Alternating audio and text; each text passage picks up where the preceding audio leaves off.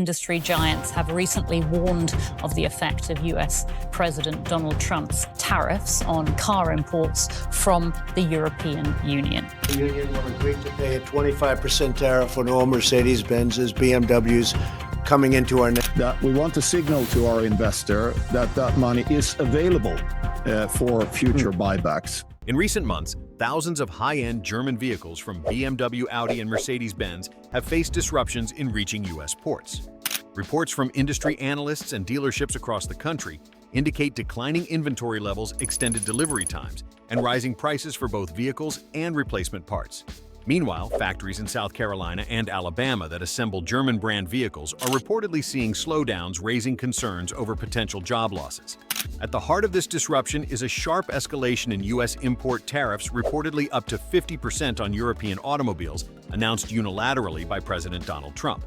While the exact scope of affected shipments varies, the overall impact is clear.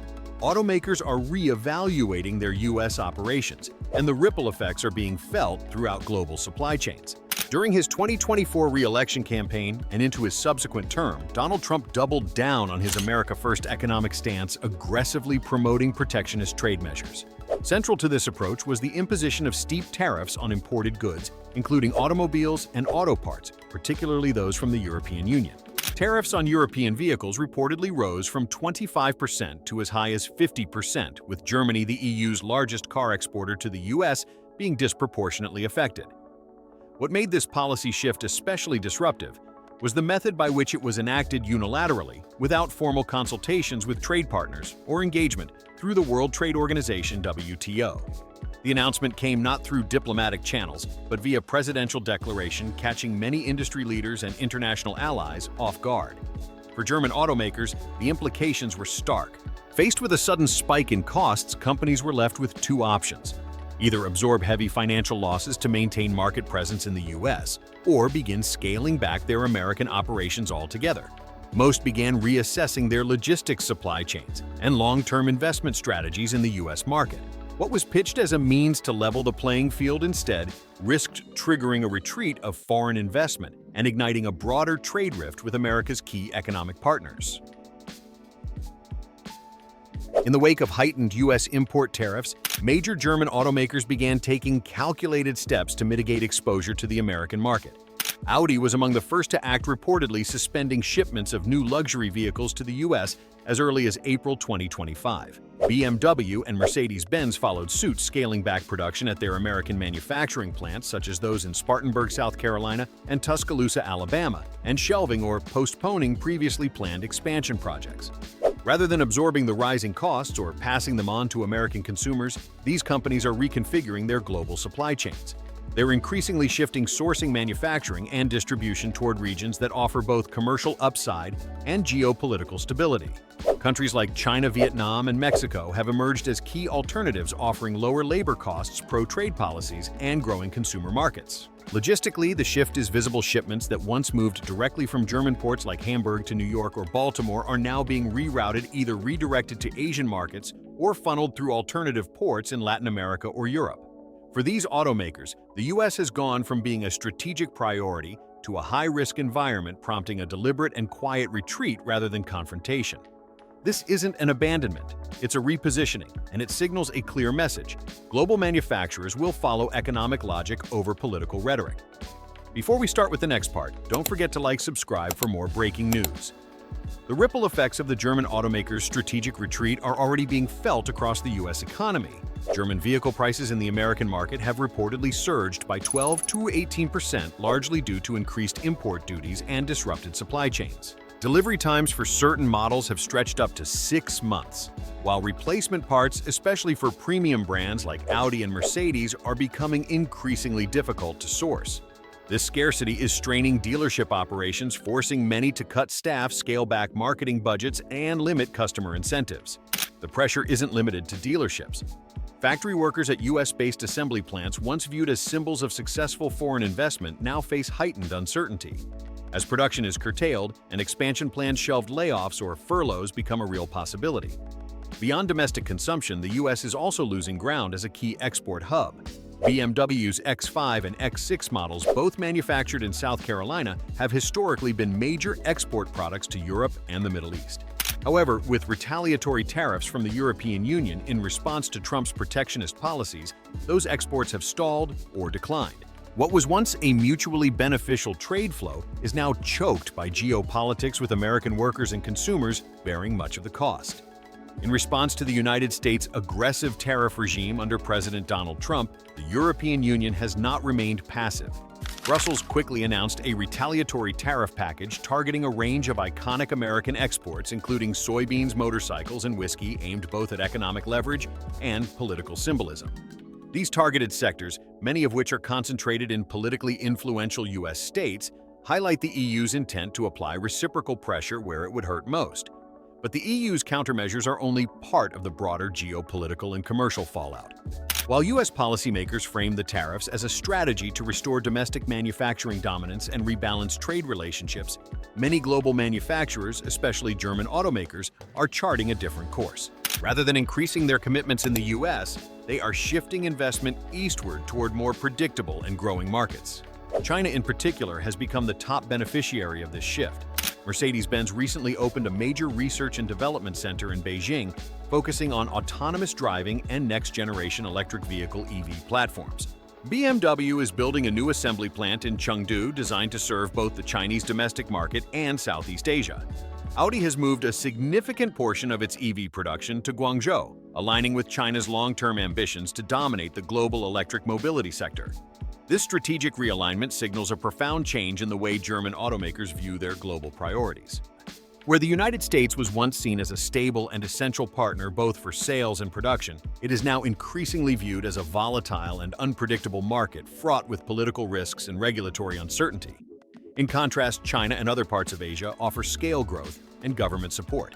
As a result, the U.S. risks becoming less central to the global automotive value chain, not because of a lack of capability or demand, but because of policy choices that have eroded its reliability as a long-term partner.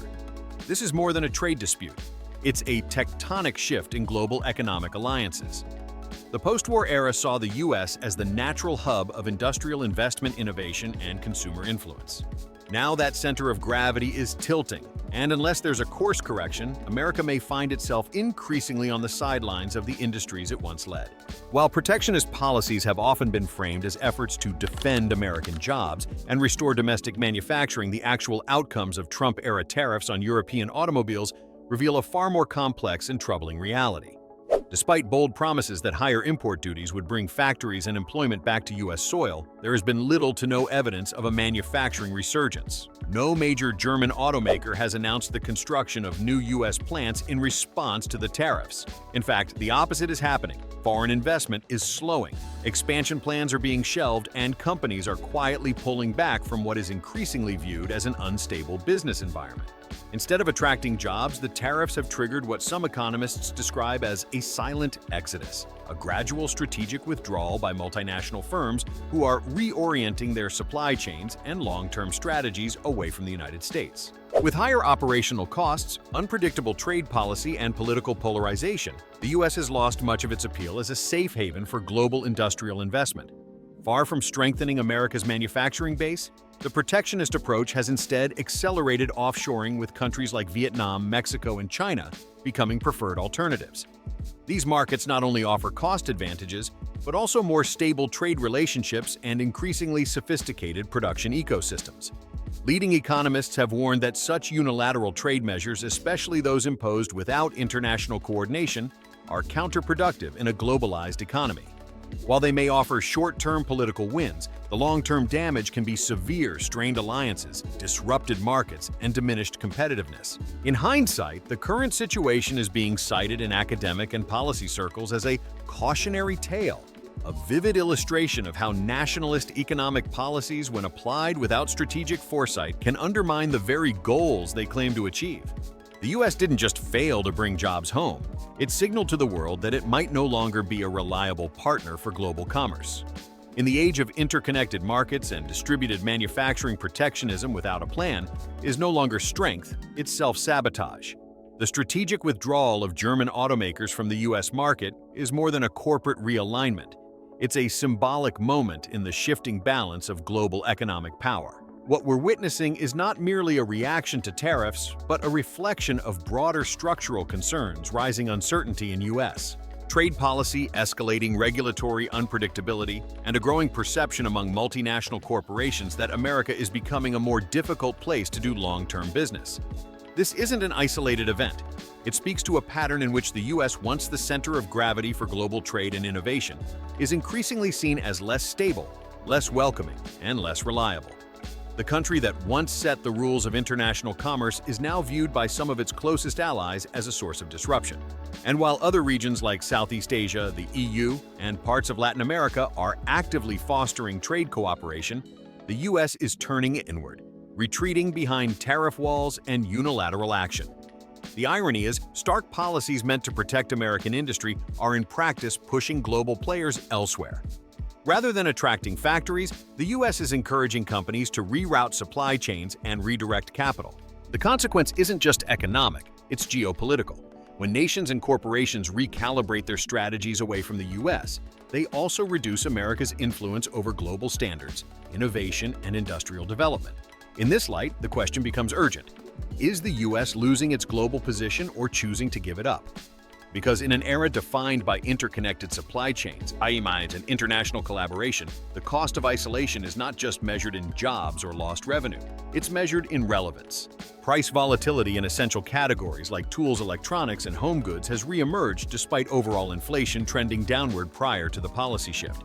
Meanwhile, Democratic leaders have seized on the fallout to attack the administration's approach, branding the trade maneuver as political theater at the expense of real businesses. Lawmakers such as Senator Elizabeth Warren and Representative Ro Khanna have warned that small and mid-sized firms are being sacrificed in a policy experiment designed more for headlines than for impact. In hearings and op-eds, they've accused the administration of failing to consult stakeholders and of disregarding the downstream effects on domestic logistics, labor, and consumer welfare. At the legislative level, Congress remains paralyzed. Despite growing bipartisan concern about the unchecked use of executive authority in trade matters, attempts to pass reform bills that would limit presidential powers to impose or alter tariffs without congressional approval have stalled. Competing proposals differ on scope, and entrenched party interests have made consensus elusive. As a result, the legal framework that enabled such rapid and disruptive tariff shifts remains fully intact with no oversight mechanism in place. In effect, the U.S. is repeating the mistakes of previous trade conflicts, pursuing aggressive unilateral measures without institutional safeguards, interagency coordination, or long-term planning. The result is a policy landscape driven by soundbites rather than strategy, and a supply chain that remains dangerously exposed to political volatility. The current congestion isn't caused by too little supply, it's caused by too much policy chaos. U.S. ports and supply chains are overwhelmed not by demand, but by a lack of coherent planning in trade policy. What was once a global hub of logistics is now bogged down by reactive, unpredictable tariff shifts. Businesses don't know how to plan, carriers don't know where to go, and the economy pays the price. Unless the U.S. reintroduces stability and coordination into trade strategy, it risks doing more than jamming ports. It may end up triggering a self-inflicted recession, not from foreign threats, but from within.